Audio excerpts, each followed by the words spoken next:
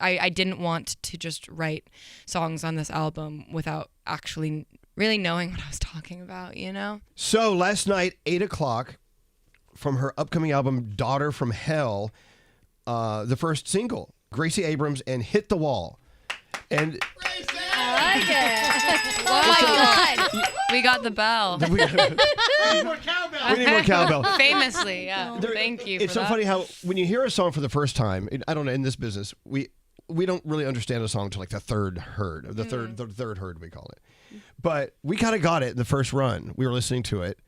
We're talking about, well, Gandhi and I and Danielle were talking about it, in our situation, ending a relationship, or a relationship ends, and you go off the You hit that wall. You hit that wall. You hit that wall. Mm-hmm. And so, is this where the song's coming from? The song isn't as much about a relationship as it is sort of about a certain degree of fatigue and white knuckling in general, which I think we're all sort of doing to get through these times. Mm-hmm. And I think this song was a relief to write because it was, for me, about naming a lot of feelings that I had not wanted to look at very closely. And so in that sense, there's some relationship business going down in there for sure, but more big picture, I would say just about kind of getting to the end of your rope a bit.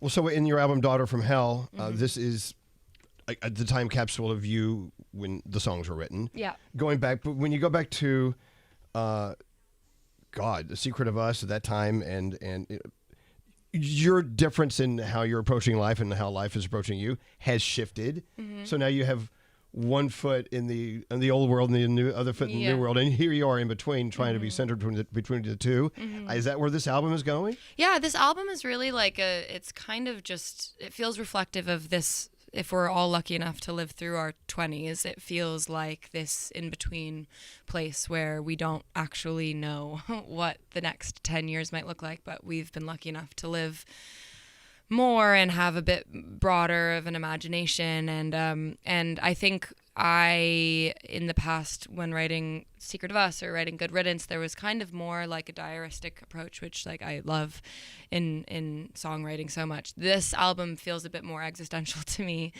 because I think that's where my head is it's like a bit less reactive in the moment, and sort of I feel lucky to be in a place in my life where the reflecting is happening in real time rather than being so impulsive, I suppose.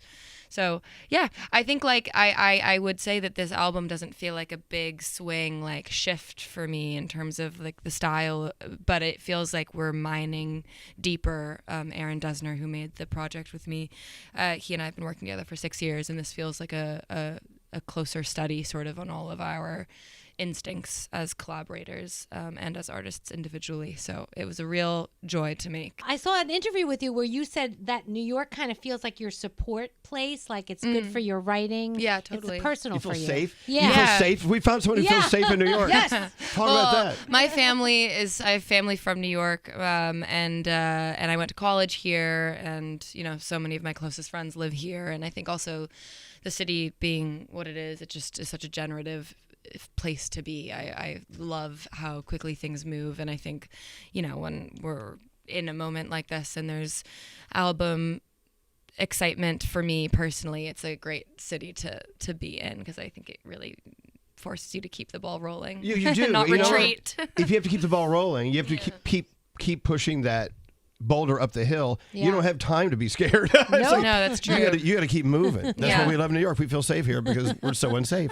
As you are writing, do you ever realize while you're working through it, like, oh crap, it was me. I was the villain here. Yeah, of course. Well, I think this album, unlike others, I was trying to be careful to write only from a place really of having been on both sides of the conversation, like both the protagonist and the antagonist in each song. And I think sometimes I have to see my own behavior reflected back to me in other people in order to be able to recognize it, which I think is a real privilege of being alive and growing up, and kind of the people that you choose to surround yourself with, or the people you brush up against, do serve as these mirrors if you're lucky. And so all of the conflict in this album, I know intimately, not just from the perspective I'm writing from necessarily, but also having been on the other side. So I think that's not to say it's not so fun to write songs where you're sort of pointing fingers or like a bit bitter.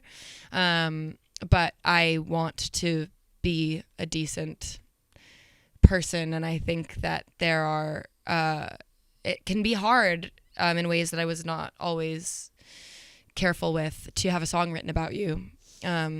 I think it can be painful, the impact of that on the other side, and I wanted to understand what I was dishing out. Have people reached out to you about that? Like, hey, you wrote this and this is how I feel about it. I've spoken to people that I've written about before in the past, and with like apologies, because I think the way that we're all doing our best all the time, and I think when I put out my first album when I was like 21 or 22, I was a bit careless, and I think it's okay to learn from mistakes and behavior that you don't want to repeat. And this album, I feel it's the most, for lack of a better word, mature, but that's just because I'm the oldest I've been thus far. And so I think I'm trying to infuse my songs with the perspective I have. Do you still write wherever you are? Because I know you said that you like to capture the moment, and you can the writing process is like that. Because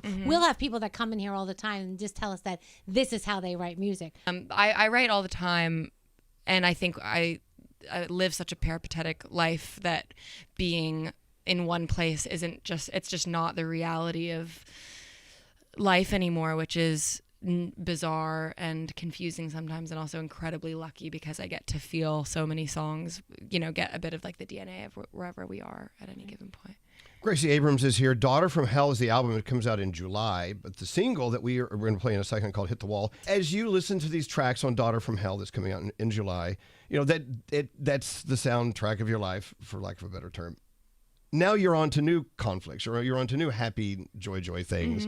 So are you already as busy as you are, already writing new songs in your head? Are you preparing for where the next album's going to take you? Yeah, I think I want to like really cherish this chapter of getting this album out into the world, and I loved making it so much. The process meant so much to me and to my collaborators and my friends who worked on it. And I think all we have is today, really. So I want to be here now, but I the day that we turned in the album, we booked studio time and we were working upstairs that night. So we're always making things, but I think like this album, the starts for this album, there are a few songs on it that we wrote and recorded the day that we wrote and recorded That's So True, and another song called I Told You Things, which are both on the deluxe editions of Secret of Us, the last round. And so there's all these connections, I think, like of all of the songs that I've ever made as sort of this spider web, because they really all do come from one another. Take me back to something you said, something we'll never understand. You talked about the moment you turned in the album. Yeah. What private, if as private as you want to get, what private thought did you have when you physically handed it to them, or you emailed it to them, whatever? Yeah, I wish it were physical. That would be like so liberating. But no. If you could have gone to the bathroom and looked yourself in the mirror, what would you have said? Is there a thought or a feeling you get when you turn that album over? We had Negronis, and it was like it was a real joy. And I think over the past 2 years, when this album started coming together, Aaron Dessner and Bella Blasco. Erin, who's my co-producer and co-writer, and Bella Blasco, who's our brilliant engineer, and she mixed a lot of the album as well.